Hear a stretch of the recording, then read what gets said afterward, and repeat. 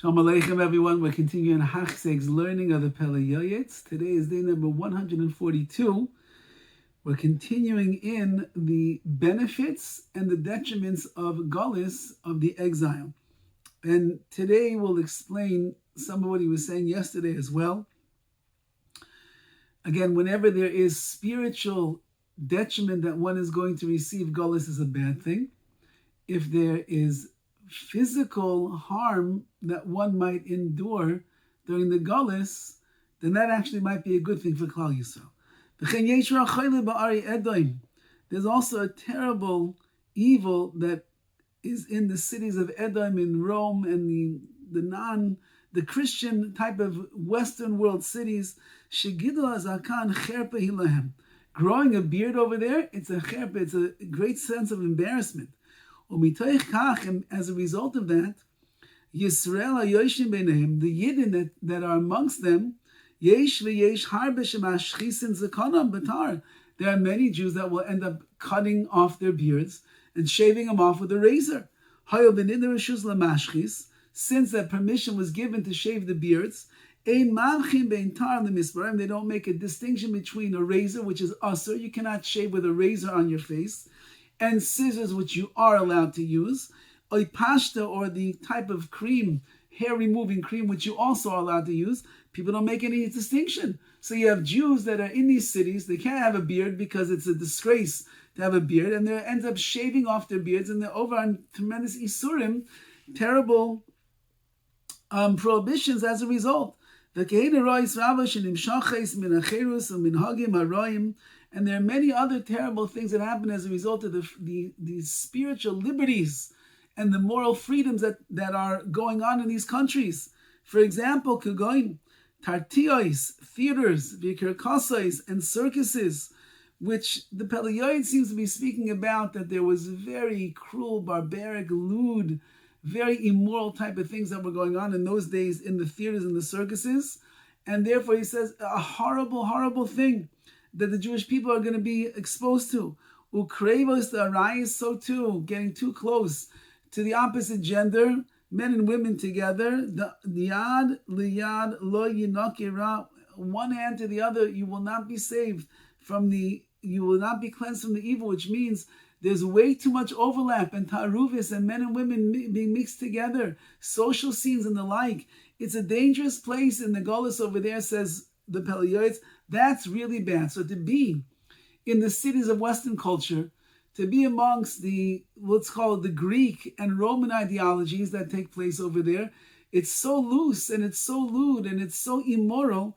It's very dangerous to the neshamas, to the soul and the spirit and the nefesh and the spirituality of Klal Yisroel. You're in big trouble, and that is what the Pele Yoetz was saying yesterday.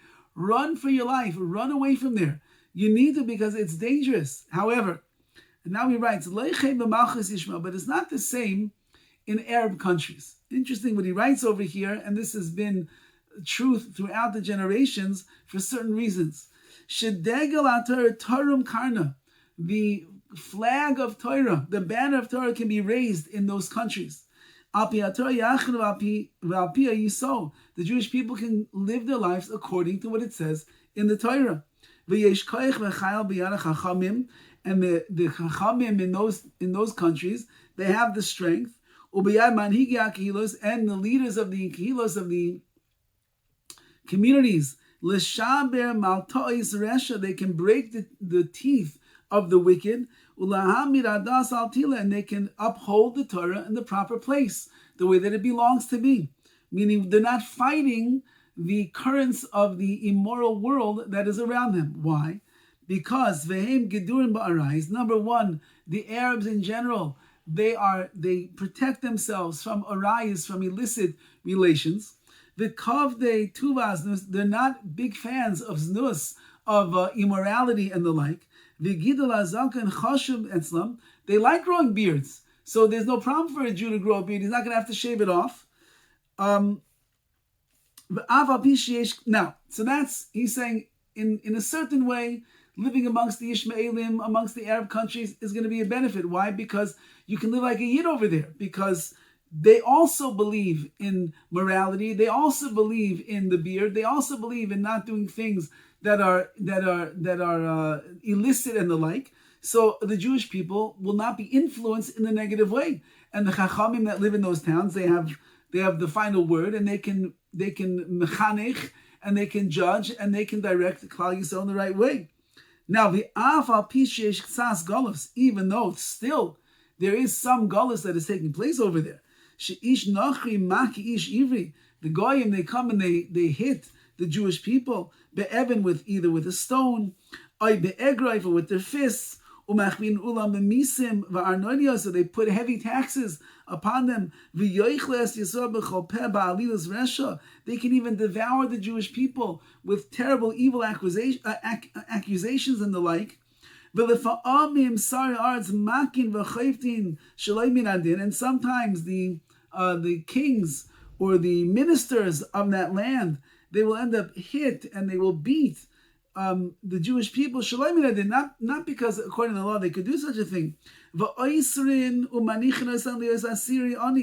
they will even put them in the prison sometimes and cause them to be Assyriani, totally impoverished. Ubarzel, they're going to chain them up with barza, with metal. They'll frighten them with tremendous fear. And many other terrible things they're going to do. So you said, get out of there. It's not good for you. I'll call upon him. Nevertheless, says the Pele Yoetz, Yo'a galusa liyisrael, such a galus is good for Klal Yisroel. Now, why is such devastating existence amongst these non-Jewish nations, why is that so good? Because as a result of them being beaten by the non-Jews, as a result of them being thrown into prison really against their will, as a result of being hit and heavy taxes and accusations flying about them, says the Pele Yoetz, when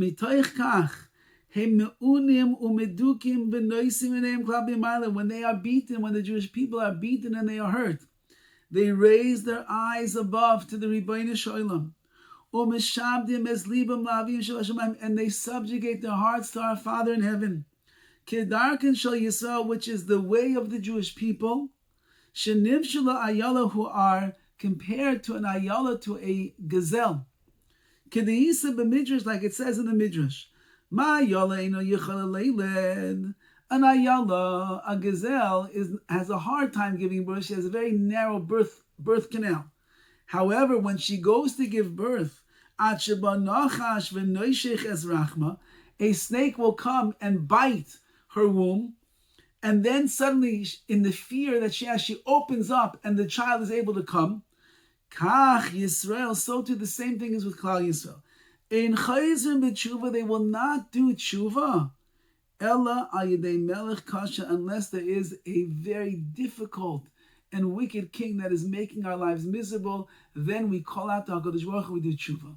So it's bad, it hurts, yes, but there's an advantage, says the Pele Yoetz, in that kind of a galus. The physical galus that a person will endure is going to be like the bite of the snake that is going to cause our eyes to go up to HaKadosh Baruch Hu and Shemaim and call out and ask us to be redeemed, and then we're going to do the tshuva in the right way. So again, spiritual galus, terrible for the Jewish people. Physical galus has its advantages and its good things. The segula of galus is that it will bring us back home to Hashem. Have a wonderful day.